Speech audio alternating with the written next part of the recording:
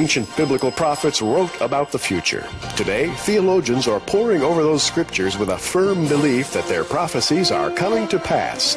Journey now into the world of eschatology on Prophecy in the News with author and lecturer J.R. Church.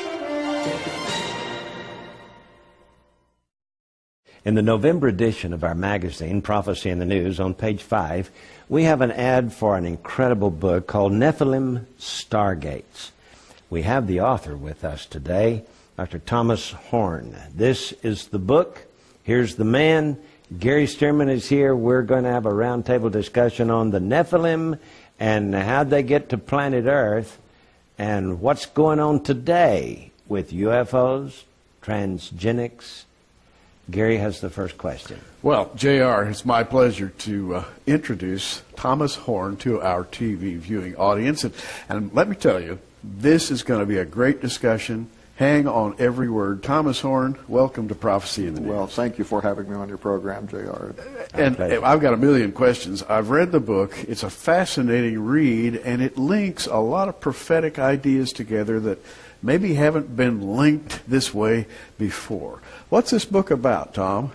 Well, I'll tell you what truly motivated me in this was and we can talk about this if you want to. I started doing some research into some emerging fields of science, transgenics, biotechnology, but I actually was looking for scientific models that might tell us where this technology would lead us. The blending of humans and animals, the creating of modern chimeras. Yes. You know, what might from a scientific point of view, what might the benefits to humanity be? Interrupting a chimera, the idea of linking two different animals together into a single unit, such as the old gods of Egypt, a man's body and the head of a jackal, a chimera. Well, the scientific community is proud of this. Mouth with a human ear growing on its back, you know. Yes. We can make human ears and put ears back on people. This is basically what we're talking about, isn't it? Transgenics. Well, yes, certainly that was one of the early experiments that was being done. Now it's much more sophisticated in that. It's grown over the last 10 years in phenomenal ways. But what I could not find were models because the science was emerging so quickly. It's kind of like riding the bicycle while you build it. I mean, they were doing the research before they even knew what the ramifications of it might be, still are. Genetically modified crops are already showing us that they might impact the environment in ways we're not prepared for, but it's not stopping us or corporations from patenting seeds and putting out various kinds of crops. Some crops now that are part animal, crops that have fish genetics in them and things tomatoes. Like that. You're talking opening Pandora's box here, aren't you? Well, potentially we are. And this is where it went back into history. Was that this Pandora's box had been opened once before, because while I couldn't find models that would say where this may take us, either positively or negatively, we ran into this old story. And we started finding it in cultures around the world about the gods who had come down. And this was told in Greece, it was told in Samaria. There's references to what we believe connects to this in the book of Genesis. There were also other extra-biblical or pseudepigrapha books, but some of which are referenced in the Bible, that told this story of these superintelligences who came down. But one of the things that they did, and it seemed that it was required of them to blend the DNA of different species for some purpose that seems to relate to allowing them to incarnate themselves.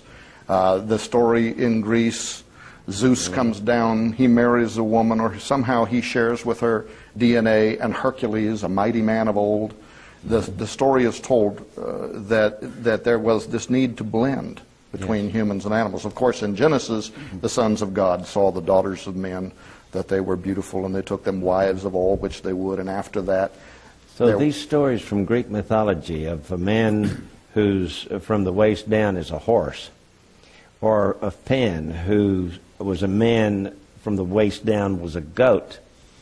This is the kind of thing you're talking about here. This was what I kept running into, and the story that was told, the moral story that was told, was this led to chaos.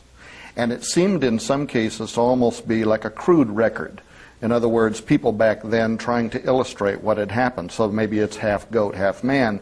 But the deeper message is there was a blending, a crossing over of the species.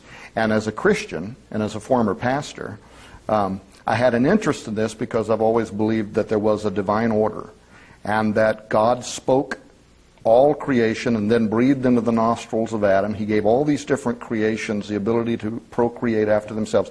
But he ordered that each would recreate after its own kind. So that naturally, a donkey cannot breed with a dog. Yes. But scientifically, we're doing it now. And it appeared to me when I started looking at this trail that ancient intelligences had done the same. Tom, the name of your book, Nephilim Stargates. Quickly, let's define the title. Stargate, and maybe you're thinking of the sci-fi program that's on TV. It's not quite that, but on the other hand, it's not that far away, is it? Well, first of all, I have to admit that I tried to pick what I thought was a very popular, well-known name that popular culture could identify with the idea that you are creating an opening, a portal. A portal, a gate through which, what comes through the gate? Well, even on television, it's aliens, and so I had an interest in that. I also think that there's also a kind of spiritual way to look at this. Okay. That this ancient story in the Bible and Enoch and Jasher and other books was that there were these angels who did not want to remain in their plane of existence. And they saw the daughters of women. These daughters of women for them may have been the Stargate, the method through which they left their plane of existence and came into our three-dimensional reality. Well, now Jude talks about the angels who left their first estate and who are now held in chains of darkness because of that sin. Their first estate, of course, would have been heaven. Right. They left that and they came to earth, and they had to come, you're saying, through some sort of portal. Well, and this is why I think this is key. And actually, to me, this is what solved for me the mystery of the Watchers. Why did they do what they did? Why did they have to blend? Because if you read the whole story from Enoch and Jasher, which is referred to in the Bible, the sin that they committed against the women, they also committed against the animals and even against the plant life, so that eventually all life, all flesh became corrupted on earth. And I've never thought that it's, a good exegesis to think that this corruption was talking about immorality, because a donkey might step on your toe, but we don't think of him as committing an immoral act. Yeah. The corruption was something else, and it was the corruption of DNA. And through intermarriage and interspecies breeding over a long period of time, what God had created started becoming corrupted, until the point that it was entirely corrupt. In fact, the ancient book of Jasher says, in Jasher 4:18, it says, and after the fallen angels went into the daughters of men, then men began to teach the mixing of creatures of one species with another in order to provoke the Lord. And when I first found that text, I thought, well, it certainly would not have provoked the Lord if you were talking about hybridization, breed one horse with another horse. Right. You had to interpret it literally. They began teaching right after the fallen angels went into the daughters of men. They began teaching the blending of one species to another. Why would they have had to do that? That's the answer to the Stargate. Very good. J.R.? Well, I want you to get the book. We're talking about this book in particular, Nephilim Stargates, the year 2012 and the Return of the Watchers. That's a neat subtitle. I want you to get it. It's available through our ministry.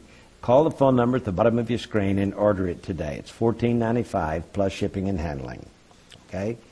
I want you to get it. Tom Horn is here to tell us about it, tell us what he's written, how he wrote it, but you just need to get it and read it for yourselves. You can see I've got all kinds of little sticky notes here in it, prepared to talk about various subjects that are in this book.